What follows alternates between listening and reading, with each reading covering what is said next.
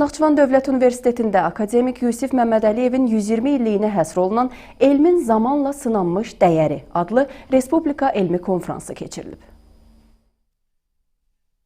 Konfrans iştirakçıları əvvəlcə Təbiətşünaslıq və Kənd Təsərrüfatı fakültəsində təşkil edilən Akademik Yusif Məmmədəliyev adlı güşə və innovasiya mərkəzində açılan sərgi ilə tanış olublar. Sonra Akademik Yusif Məmmədəliyev 120 adlı video çarx nümayiş olunub.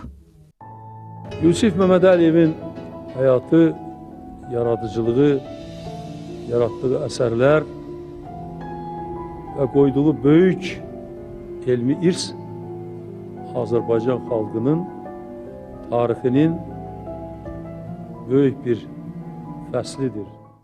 Universitetin rektoru Elbrus İsayev Azərbaycan Respublikası Prezidentinin imzaladığı müvafiq sərəncama uyğun olaraq görkəmli kimyaçı alimin yubileyinin Respublikamızın elm təhsil müəssisələrində geniş şəkildə qeyd olunduğunu diqqətə çatdırıb, akademikin elmi irsinin öyrənilməsi və təbliği istiqamətində müxtəlif tədbirlərin icra olunduğunu bildirib. Azərbaycan Milli Elmlər Akademiyası Naxçıvan bölməsinin sədri akademik İsmail Hacıyev elmin yüksəlişinə aparan yol Yusif Məmmədəliyev və Azərbaycan Milli Elmlər Akademiyası mövzusundakı çıxışı zamanı bildirib ki, Yusif Məmmədəliyevin alimliyi həm geniş nəzəri xarakter, eyni zamanda daha çox əməli və tətbiqi xarakter daşıyır. Akademikin elmi axtarışları böyük ixtiralara, yeni elmi konsepsiyaların yaranmasına gətirib çıxarıb.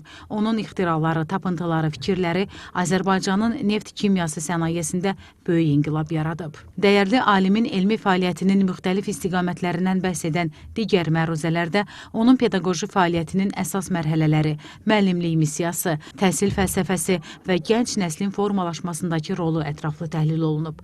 Sonra akademik Yusif Məmmədəliyevin anadan olmasının 120 illiyinə həsr olunan, gənc alimlər arasında keçirilən Yusif Məmmədəliyev Azərbaycan elminin zirvəsi mövzusunda ən yaxşı məqalə müsabiqəsinin qalibləri mükafatlandırılıb. Konfrans işini 2 salon, 4 panel üzrə bölmə iclasları ilə davam etdirib. Təxminə Babayeva, Akşin Məhərrəmov, NTV Xəbər.